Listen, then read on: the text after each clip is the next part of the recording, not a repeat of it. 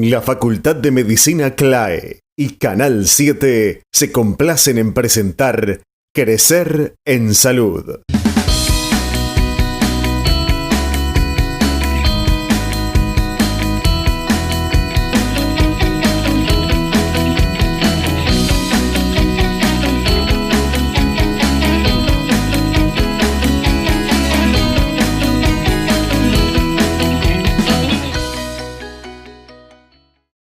Buenas tardes, gracias por acompañarnos. Nos volvemos a encontrar, como todas las semanas, para compartir juntos este espacio, Crecer en Salud. El programa elegido por usted para lograr mejorar su calidad de vida. Probamos ya con los avances del día de hoy. Los mosquitos y las enfermedades que transmiten con el Dr. Henry Albornoz. Vejez saludable con nutrición sana y equilibrada con la doctora Cecilia Severi. Los avances mundiales en la medicina. Medicamentos, originales y copias con el Dr. Gustavo Arroyo. ¿Sabía que la apnea puede ser tratada con Marcela? El Dr. Sandoya y los riesgos de la hipertensión. Y las respuestas a todas las consultas e inquietudes de nuestros televidentes. Porque ya comienza Crecer en Salud. Llega el calor y con él los mosquitos. Algunos simplemente pueden resultar molestos, pero otros transmiten enfermedades. Para conocer más sobre este tema, vamos con el Dr. Henry Albornoz. Los mosquitos, como animales hematófagos que son, en el momento de la picadura de mosquitos, digamos, tienen la posibilidad de transmitir algunas enfermedades, fundamentalmente virus y algunos parásitos. Eso que es así, en realidad, para la realidad de Uruguay hoy, no parece ser un problema demasiado significativo. Es cierto que tenemos algunos mosquitos que tendrían la capacidad de transmitir infecciones, bueno, fundamentalmente, y lo que seguramente el público ha escuchado, es el dengue, ¿no? La fiebre por dengue, que de hecho, por eso todos los veranos y al principio del otoño hay una campaña muy importante para, digamos, que no hayan reservorios que permitan el sobrecrecimiento de la población de los mosquitos, porque bueno, existe la posibilidad de que el virus entre y eventualmente se produzca la transmisión a la población. Respecto al dengue, lo que tenemos hoy, tenemos el vector, pero no tenemos el virus instalado en el Uruguay y no tenemos transmisión por eso. Los casos de dengue que han habido son lo que nosotros llamamos dengue importado. O sea, son personas que estuvieron en otros lugares en el planeta donde sí hay, además del vector, hay transmisión del virus, y las personas en esos lugares adquieren, el mosquito los pica, le transfiere el virus a la persona y la persona termina presentando los síntomas a veces de la infección una vez que está en nuestro país. Eso es lo que se llama dengue importado. Así como para el dengue hay otras enfermedades infecciosas que se pueden adquirir a través de la picadura de los mosquitos. En otros lugares del mundo, digamos, las más significativas, digamos, además del dengue, son la fiebre amarilla, que es también producida por un virus, y lo que se llama malaria o paludismo, que en realidad es una parasitosis, es una enfermedad producida por un parásito, pero que se llama Plasmodium, no importa, pero el que lo transmite también es un mosquito. Pero eso, doctor, a Uruguay no ha llegado aún, ¿no? ¿Son solamente esos casos importados como nos contaba? Exactamente, sí, hay casos de malaria importada, por lo mismo. Y doctor, ¿cómo se tratan esos casos puntuales cuando ya sabemos que la persona está infectada? ¿Cuál es el tratamiento? El tratamiento que se le hace cuando decimos que está infectada la persona. Bueno, hay medicamentos antiparasitarios que se administran a la persona que combaten el parásito. Ese es los medicamentos que se utilizan en esa situación. Lo que pasa que lo que es muy importante es que las personas sepan que se puede prevenir la adquisición de esas enfermedades infecciosas cuando uno viaja a otros lugares en el mundo donde sí existe la transmisión habitual. Para algunas de ellas hay vacunas, por ejemplo, para la fiebre amarilla hay vacunas, entonces las personas que van a viajar a zonas endémicas de fiebre amarilla y que van a estar eventualmente expuestos a mosquitos que los pueden picar y se los pueden transmitir, tienen que vacunarse antes de viajar a esas zonas. De hecho, muchos países exigen que la persona esté vacunada. Antes de ingresar a su país. Sí. ¿Se sabe hoy por hoy cuáles son esas zonas de alto riesgo? Sí, está muy claro en el mundo y ahí uno puede entrar en internet o puede consultar y están los mapas marcadas las zonas donde determinadas enfermedades que se transmiten de esta manera son endémicas, como decimos nosotros, o sea que hay mucho habitualmente en forma continua, digamos. Para otras, la persona puede tomar medicamentos para prevenir eso. Por ejemplo, es el caso de la malaria. La persona puede tomar un medicamento antes de llegar a la zona y es muy efectivo en evitar que la persona, si es picada por un mosquito que tiene esos parásitos que lo producen, desarrolle la enfermedad. Pero la recomendación en realidad más importante es que la gente tiene que saber a qué lugares va a ir. Exacto. Y tiene que saber que hay un conjunto de medidas de prevención que son, obviamente, usar repelentes, si es posible evitar ir a lugares donde es más probable la exposición, evitarlos, y si eso no es posible, usar la ropa adecuada y la protección adecuada para no ser picado por los mosquitos en esas situaciones. Doctor, y si bien nos contaba que la situación en Uruguay no es preocupante, también para no alarmar a nuestros televidentes, se deben tomar precauciones, ¿no? Sobre todo el repelente en épocas de calor, ¿esto es así? Sí, claro. Sí, porque las épocas de calor y de humedad son las épocas en las cuales hay mayor proliferación de los mosquitos, ¿no? Claro. Entonces sí, y sobre todo lo que tenemos que tener como población responsable, digamos, son los cuidados de no dejar depósitos de agua abandonados, que actúan después como reservorios, ¿no? Por eso la actuación del Ministerio siempre, del Ministerio de Salud Pública, es siempre con una campaña muy fuerte recomendando no dejar cubiertas, no dejar recipientes exactamente que puedan contener agua, porque ese es el lugar donde los mosquitos se reproducen. Para lograr una vejez saludable, es necesario mantener una nutrición sana y equilibrada. En Uruguay, el 54% de la población padece sobrepeso u obesidad, pero este problema resulta mucho más grave en los ancianos. La alimentación, para ser correcta y variada, debe incluir vitaminas, proteínas, minerales, todos en cantidad suficiente. Pero vamos con la doctora Cecilia Severi, que nos explica mejor. Bueno, en realidad cuando nosotros envejecemos tenemos varios problemas. Primero, bueno, aparte de que empezamos a enlentecernos, empezamos a caminar más lento, por lo tanto gastamos menos energía, pero además la composición corporal cambia. Empezamos a tener menos cantidad de músculo y empezamos a aumentar la cantidad de grasa proporcionalmente. Lo que quiere decir es que necesitamos menos energía, es decir, gastamos menos energía, entonces por lo tanto debemos comer un poquito menos de comida. Pero además hay un tema, y es que había un amigo mío que decía, un profesor, perdón, que decía, cuando nosotros envejecemos nos oxidamos.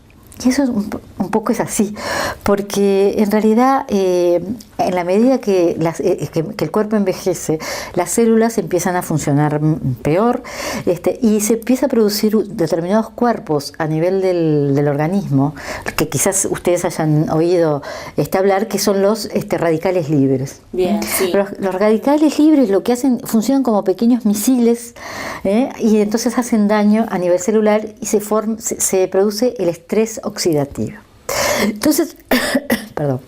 Entonces, nosotros lo que debemos hacer es, el cuerpo compensa eso, el estrés oxidativo, con elementos antioxidantes que los encontramos, los fabrica el propio organismo y además los debemos aportar con la dieta. Pero a veces no son suficientes. Entonces, se produce la oxidación. ¿Qué debemos tener en cuenta? debemos tener en cuenta el buen consumo de frutas y verduras, como siempre, y me parece que ya es como la 12ª vez que estamos repitiendo lo mismo, pero bueno, para recordarlo. Frutas y verduras, antioxidantes. El tomate es muy rico en vitamina C y licopeno, por lo tanto es un muy fuerte antioxidante, cualquiera de los dos. Sí. Las verduras y frutas, verde intenso y amarillo intenso. La zanahoria, el zapallo, los coles los coles el repollito de Bruselas, sí. La naranja, la mandarina, todos esos son muy ricos en antioxidantes. Entonces, y si queremos además reforzar aún más, aceite de oliva, porque además de tener también vitamina, como por ejemplo todos los aceites tienen vitamina E, que también es un fuerte antioxidante,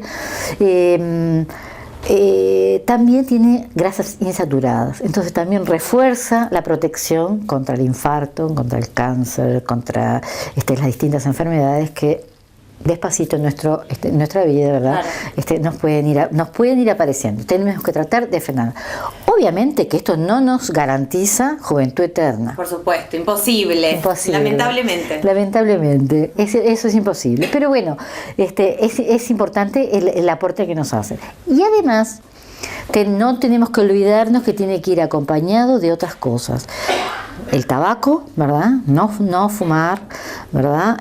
No tomar alcohol en exceso, y actividad física. La actividad física nos ayuda a mantenernos activos, nos ayuda a metabolizar mejor, pero además nos da mucha mejor calidad de vida. Doctora, y como usted dice, a medida que vamos envejeciendo, quemamos menos calorías, por ende necesitamos menos calorías, pero hablamos de los alimentos que son buenos consumir, pero ¿cuáles no son buenos consumir? Aquellas calorías vacías, como hablamos en programas anteriores. Exactamente, tenemos que tratar de evitar las bebidas edulcoradas, que son cosas que nosotros las tomamos y no nos damos cuenta que nos están aportando energía.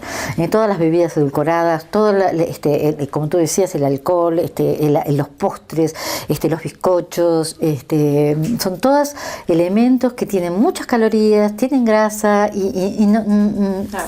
En exceso, a la larga, empezamos a aumentar de peso. Más jóvenes los quemamos, pero ya cuando vamos envejeciendo. Exactamente. Y doctora, ¿a partir de qué edad debemos empezar a prestar más atención a esos alimentos antioxidantes? Desde que nacemos. ¿Ah? Sí. o desde que estamos en la panza, te diría yo, porque la calidad de la alimentación de la mamá ya hace a la formación del feto, y después cuando el niño nace, una buena lactancia, después cuando incorporamos al niño, o sea que en realidad... No es exclusivamente del envejecimiento, entonces. Bueno, envejecemos desde que nacemos, sí. Ya estamos envejeciendo, en realidad cada año es un año más. Doctora, entonces vamos a recordarle a la gente cuáles son esos alimentos ricos en antioxidantes. Las verduras de color intenso verde, amarillo intenso, y el tomate rojo, ¿verdad? El tomate también es muy rico en antioxidantes. Y el aceite de oliva, ¿no? Aceite de oliva, exactamente, sí. Ya les estamos presentando los medicamentos, copias y originales, los avances en la medicina.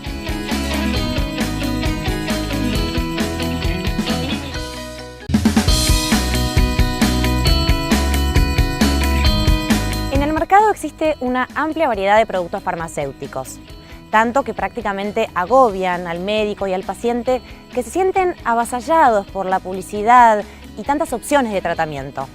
A veces nos sentimos en esa encrucijada de no saber decidir entre tantas posibilidades. Para saber más sobre los medicamentos originales y sus copias, consultamos al doctor Gustavo Arroyo.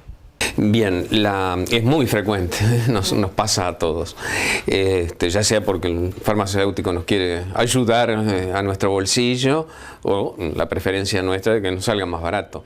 Claro. Es un libre mercado, digo, hay la competencia de todo libre mercado, hay un mismo principio activo, la misma droga, que es un término muy usado, sí. Con distintos nombres comerciales. Esto sería como cuando uno va a comprar un auto. Autos son todos, marcas distintas, esto es lo mismo.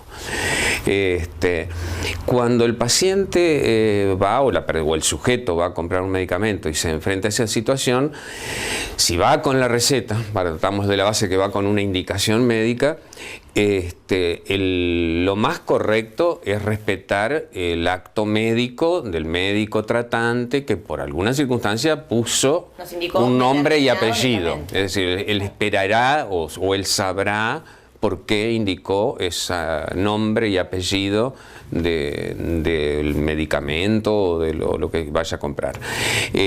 Sucede que en todos los países hay una tendencia que el médico o exigencias o normativas de las autoridades regulatorias para que el profesional de salud no indique con una marca, sino que indique por la droga, el principio activo.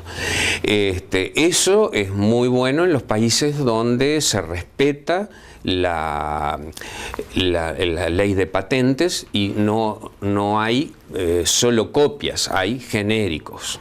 Que eso en todo caso después lo podemos aclarar más, en que hay un original que tiene determinadas características, hay un genérico que tiene determinadas características, y entonces entre el genérico y el original hay muy poca diferencia y puede realmente considerarse lo mismo. Distinto es como lo que va a aparecer en nuestro medio, y si quiere ahora después lo aclaramos, cuando lo que frecuentemente hay es copia, que es otro rubro que de pronto tiene otras características y no es lo mismo comprar el original a la copia. Sería una tercera clasificación. Exacto, exacto. ¿Y el genérico?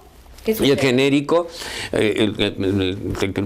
le quiero contestar antes en este aspecto. De tal manera, o resumiendo la primera pregunta, lo correcto sería que el sujeto, cuando se enfrenta en el mostrador a esa disyuntiva, este o este otro que es más barato, respete la receta que él está llevando, que por algo el médico indicó ese nombre y apellido, será porque tiene más experiencia con ese nombre y apellido, será porque él sabe determinadas cosas, o en general es porque el médico tiene su vademecum hecho en base a la experiencia que tuvo. Y además porque las personas generalmente no tenemos tanto conocimiento de las drogas. Lógico, no natural. Ahí estaríamos entrando simplemente en un terreno que no sabemos, que estamos ya en manos del farmacéutico, que no tiene por qué el propietario de la farmacia o el idóneo saber por qué el médico nos mandó tal producto. Así que yo diría respetar la receta otorgada o el nombre y apellido que lleva la persona en su receta o el producto indicado por el profesional de la salud que lo vio. Y sucede algo similar en las mutualistas, ¿no? Cuando los médicos nos indican determinado medicamento, determinada marca, pero vamos a la farmacia y nos dan otra. ¿Qué debemos hacer ahí? Bueno, ahí es estrictamente un tema comercial. Estaríamos sobreponiéndonos a todo esto que acabamos de decir. Es decir, la institución, cualquiera de ellas, por razones de precio, compra una marca más barata.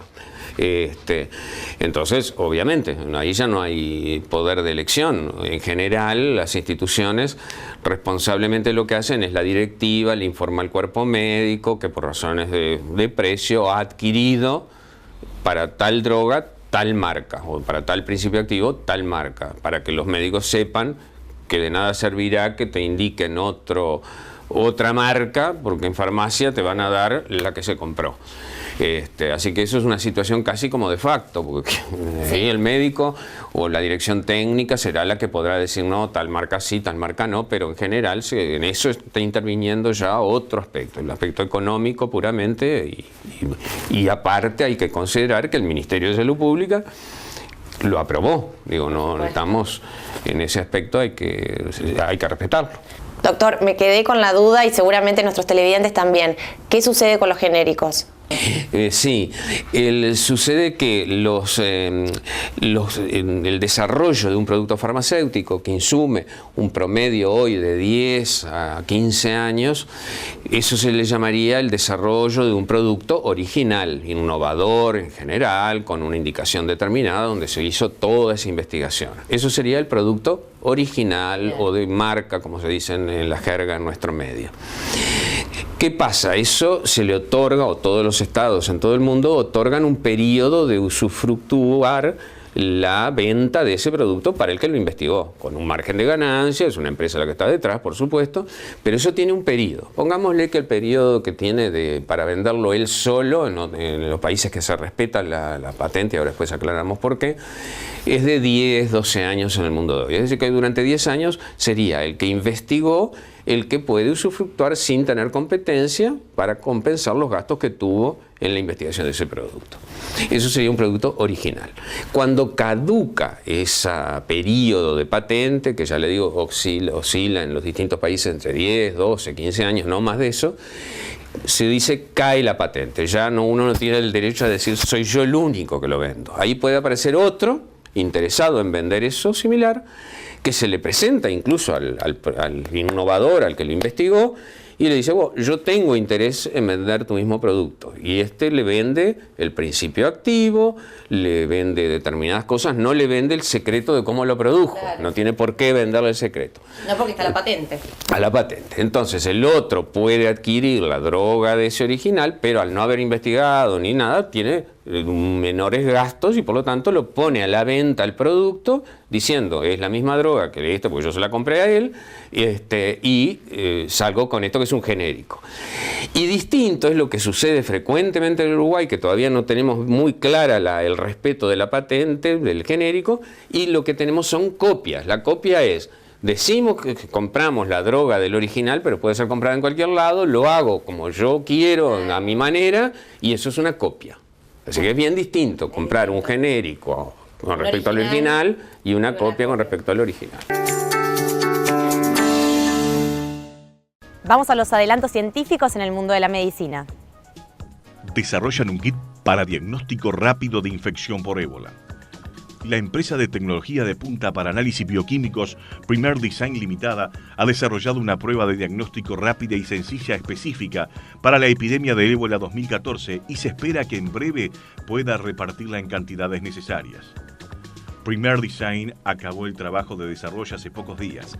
Ahora se encuentra en negociaciones con la Organización Mundial de la Salud acerca de la posibilidad de situar lo más rápido posible grandes cantidades de estos kits de diagnóstico en las zonas de África Occidental más afectadas por la epidemia del virus del ébola. Ante la gravedad de la epidemia, los científicos están apresurándose a proporcionar una solución rápida, fácil de usar y de precio razonable para examinar a los pacientes sospechosos de estar infectados por el virus del ébola.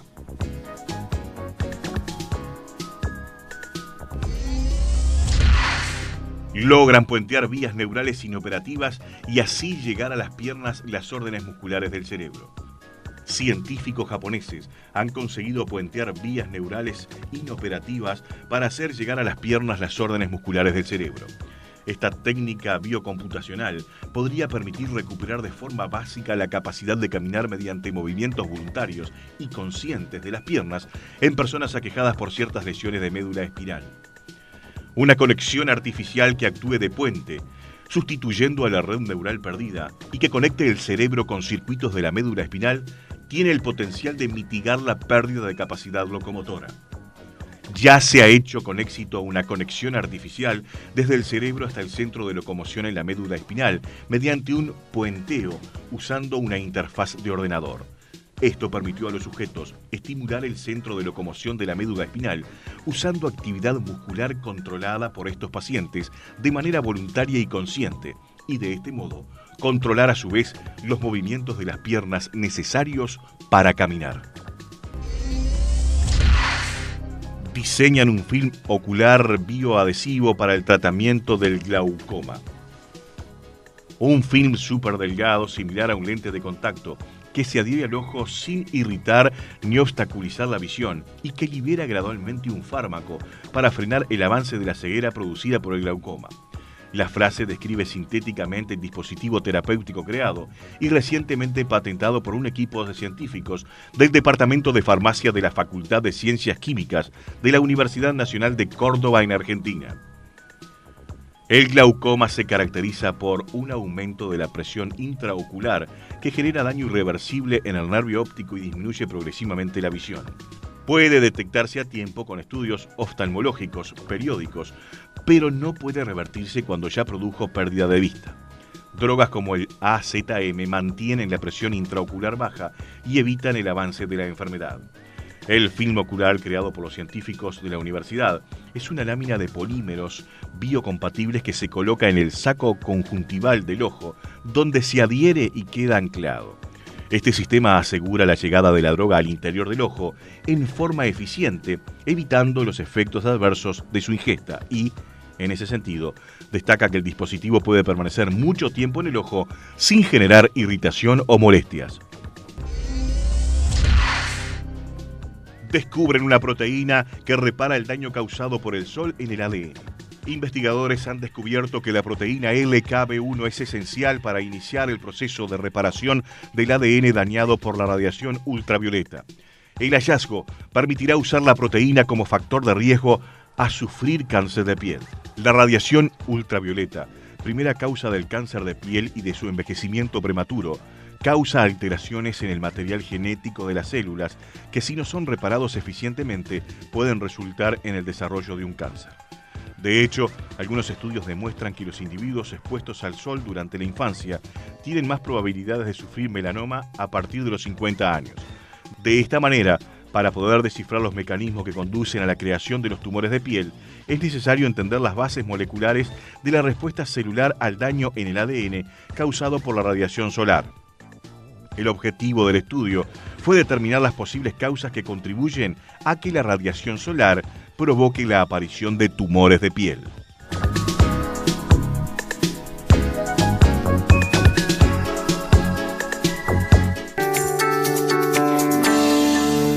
En un instante, las respuestas a sus consultas. Ya regresamos.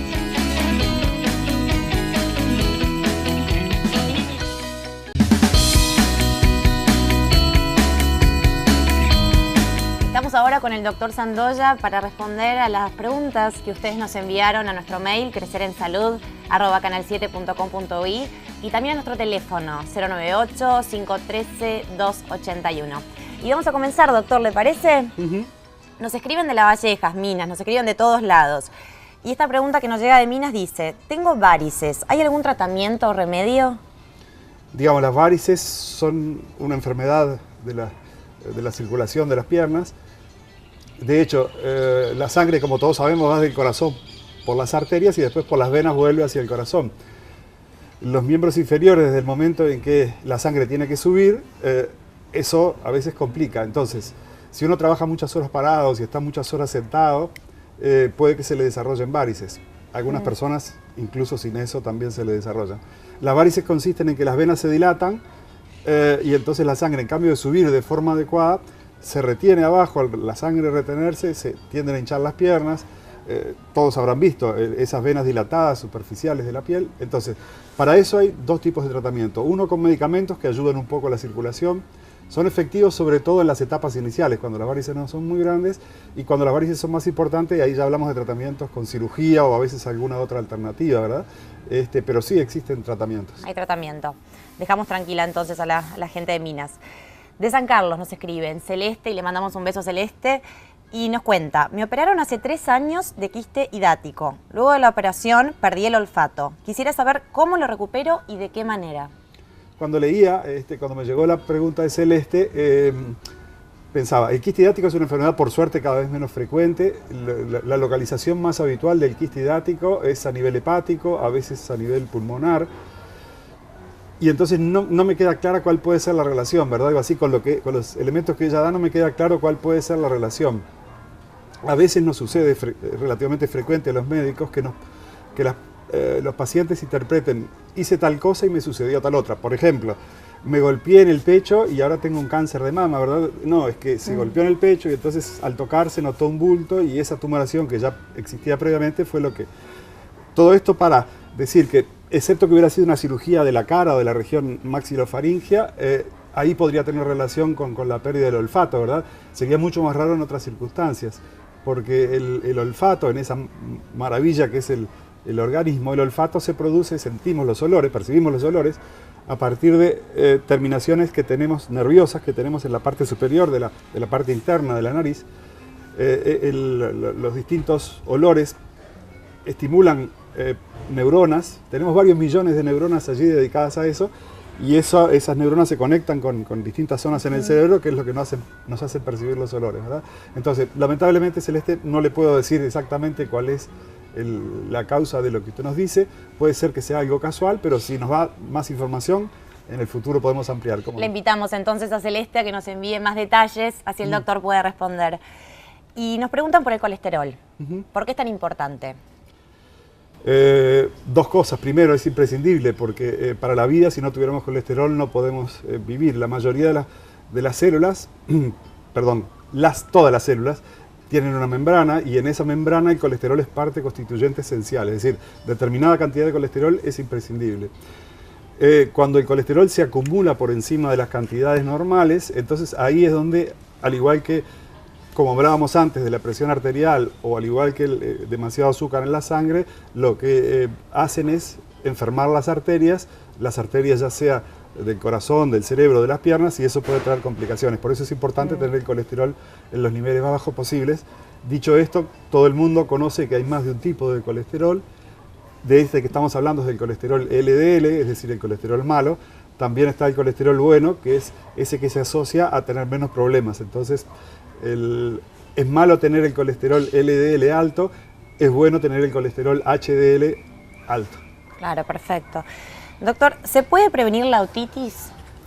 Digamos, la otitis es un proceso inflamatorio, en general infeccioso del oído. Puede ser de la parte externa, de la parte media o de la parte interna. Si lo que están preguntando es de la otitis externa, es decir, la que ocurre en el conducto auditivo externo, es decir, desde el tímpano hacia afuera, se puede prevenir, ¿verdad?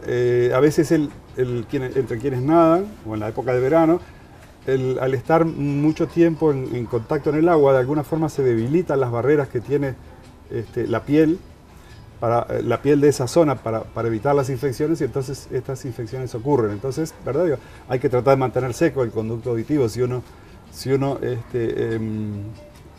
está muchas horas en el agua. Claro. Y luego también, a veces ¿verdad? Por tratar de quitar la cerilla con distintas formas o distintos mecanismos puede provocar infecciones de este tipo, entonces ahí también hay que tener cuidado. Si esa fuera la pregunta, ¿verdad? Claro. Y este caso que nos llega es muy particular y toca un tema muy sensible. Doctor, le cuento de qué se trata. En nuestra casa hay un enfermo de cáncer. Está en tratamiento químico. Necesito algún consejo para que la familia pueda manejar al enfermo, para poder ayudarlo sobre todo con su estado de ánimo. ¿Qué le podemos decir a esta persona, doctor? Digamos, como tú decías, es una situación siempre complicada. En nuestra cultura, estoy hablando en Uruguay en particular, pero no, esto es universal, ¿verdad?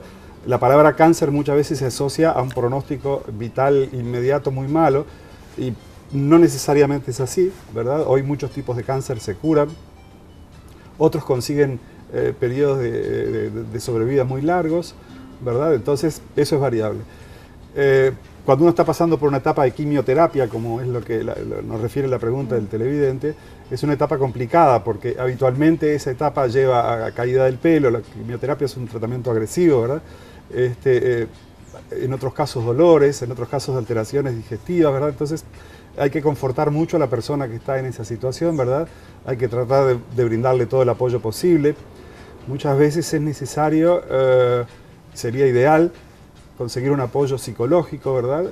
Y no solo para el paciente, sino a veces para toda la familia que tiene que estar con él, ¿verdad? Para poder manejar todas las emociones que se suscitan en una situación de este tipo, que a veces puede ser compleja. Pero tengamos en cuenta lo que decía antes, muchas veces el cáncer se cura, o a veces puede con el tratamiento de quimioterapia, claro, o a veces combinando, puede tener una sobrevida muy larga, ¿verdad? Por supuesto. Doctor, esta pregunta nos llegó a nuestro mail y dice, ¿la diarrea se contagia en el colegio? La diarrea es una de las enfermedades, es una enfermedad infecciosa, ¿verdad? Se produce ya sea por bacterias o por virus, y entonces puede que a partir de las materias fecales esos virus o esas bacterias lleguen a distintos lugares, por ejemplo a las manos de los niños o de los docentes, o a veces a los juguetes, o a veces a distintos elementos que hay allí. Por eso es bien importante la higiene de manos, ¿verdad? Por eso es importante los cuidados habituales de limpieza, y de esa forma se evita, pero claro que sí se contagia. Claro. Por eso educar a los chicos desde chiquitos a lavarse bien las manos. La importancia de lavarse las manos, ¿verdad? Antes de comer, y lo mismo para los docentes, por supuesto. Y la última pregunta del día de hoy, ¿qué es la mononucleosis y cómo se contagia? La mononucleosis es una enfermedad infecciosa que se produce por virus. Afortunadamente no es una enfermedad grave, habitualmente evoluciona de forma adecuada, sin mayores complicaciones. Se caracteriza, al empezar parece un cuadro viral cualquiera, es decir, en términos comunes diríamos es como cualquier gripe, pero también luego se caracteriza por dar ganglios, se contagia por contacto directo. También se la llama la enfermedad del beso, porque se transmite durante el beso, pero también al tocarse, lo que fuere, y entonces cuando uno sospecha de que un cuadro viral nota que algo no anda bien, puede consultar y a veces se puede tratar de una mononucleosis. Hay métodos diagnósticos específicos para decir si se trata de esta enfermedad o no. Bien, perfecto, doctor. Muchísimas gracias. Encantado. Y lo esperamos la próxima semana. Encantado. En instantes ya les estamos presentando. Conozca una innovadora investigación con la Marcela. Ya regresamos con más Crecer en Salud.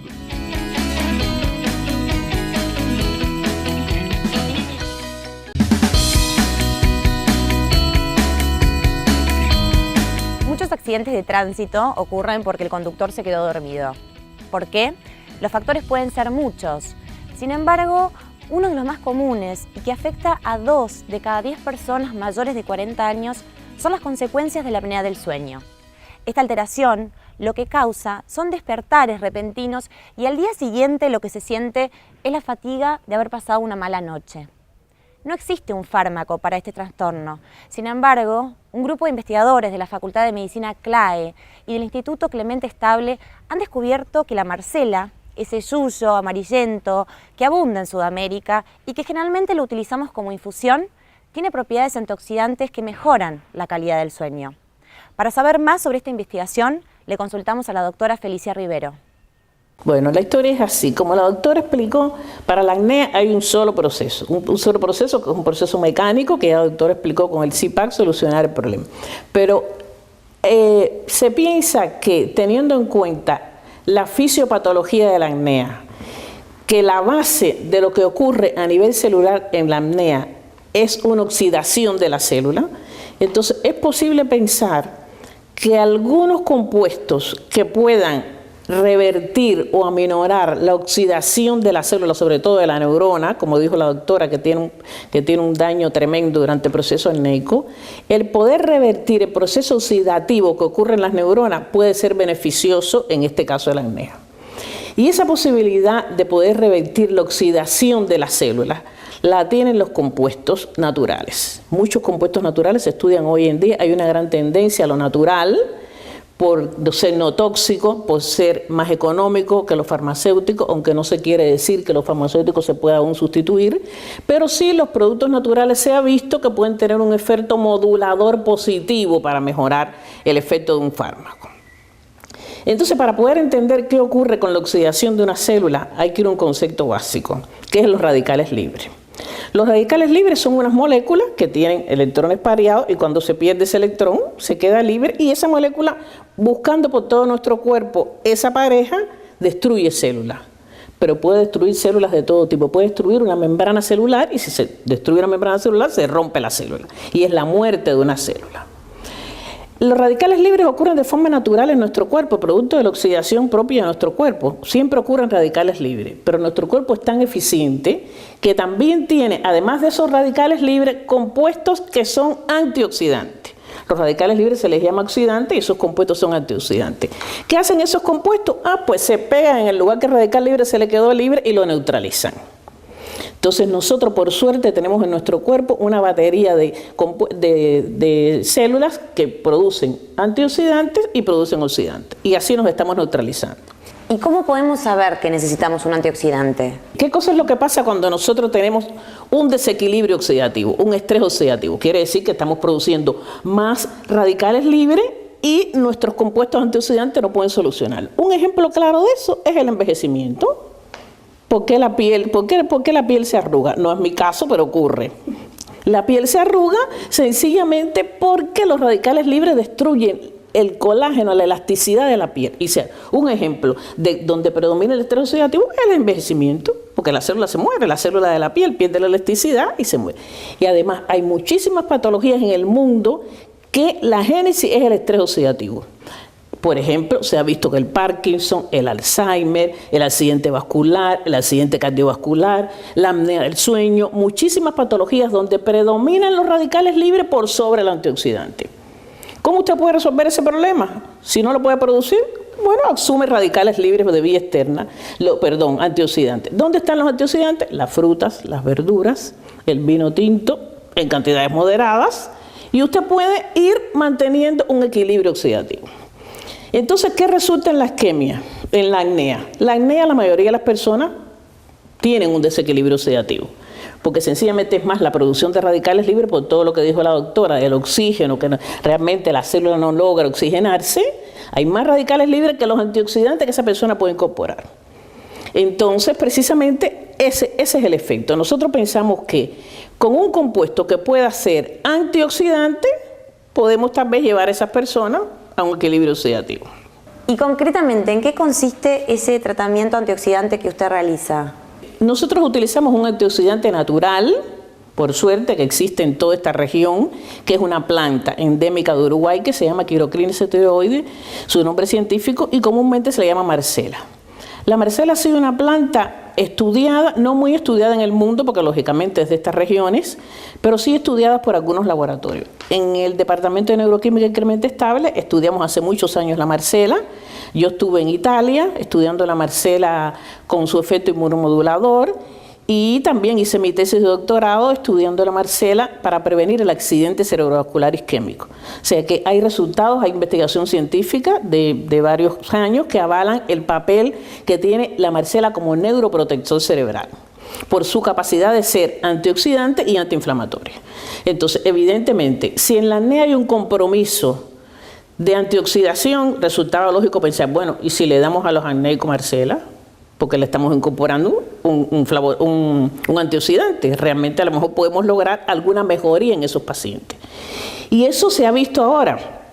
Nosotros estamos transitando por este proyecto que la doctora Pedemonte invitó a todos los que tengan estas situaciones de apnea a participar, y nosotros tenemos resultados ya publicados en revistas internacionales de prestigio donde se ve que hay cierta mejoría en la calidad del sueño de las personas, pero que también en el plasma sanguíneo de las personas hay una mejoría en el estrés oxidativo.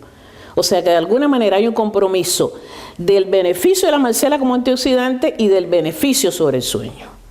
Pero ¿qué tenemos nosotros ahora? Que seguir acumulando pacientes para tratar de corroborar estos datos. Nosotros tenemos un primer estudio piloto con el proyecto que la doctora les comentaba, pero necesitamos más pacientes para corroborar ese dato. Pero evidentemente hay una mejoría.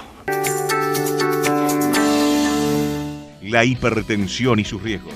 Un instante y retornamos con ustedes.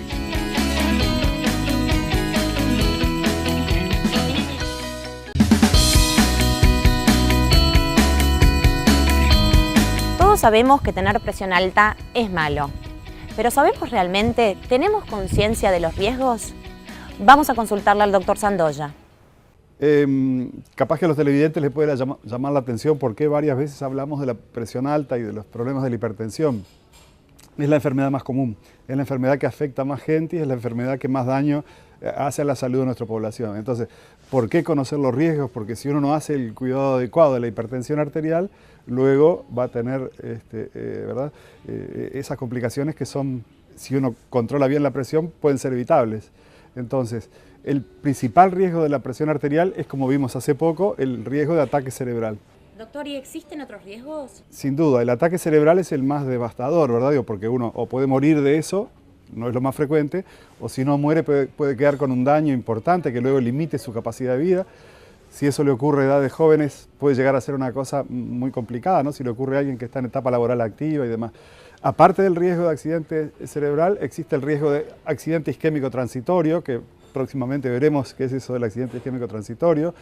Existe el riesgo de desarrollar insuficiencia cardíaca, existe el riesgo de tener infarto, existe el riesgo de tener daño al nivel de riñón. Es decir, como vemos, la hipertensión arterial es una enfermedad que puede provocar muchos daños.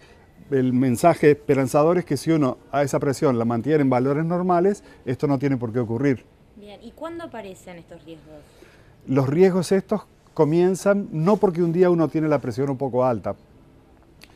Con la hipertensión arterial, al igual que lo que sucede con la diabetes, el colesterol alto, los riesgos aparecen después de mucho tiempo, ¿verdad? Digo, la hipertensión arterial lo que hace es ir acelerando el proceso que normalmente tenemos todos los seres humanos de aterosclerosis, y entonces después de 10, 20, 30 años de tener la presión alta, es que ocurren las complicaciones estas de las que hablábamos. Excepcionalmente, a veces una subida muy intensa de la presión en alguna persona que tenga, por ejemplo, un pequeño vaso cerebral débil, puede provocarle una complicación de este tipo, pero eso es lo menos frecuente. Lo más frecuente es que aparece después de muchos años de tener la presión alta y de no tenerla bien tratada. ¿Y los podemos evitar, estos riesgos? ¿Cómo los podemos evitar?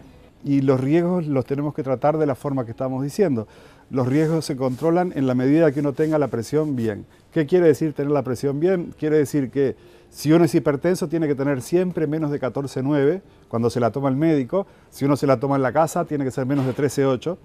Y para eso hay que comer poca sal, tomar los medicamentos de forma regular y otras indicaciones que el médico eventualmente le pueda llegar a hacer, ¿verdad? Digo, pero si uno logra controlar y mantener la presión en un buen rango, estas complicaciones no tienen por qué aparecer.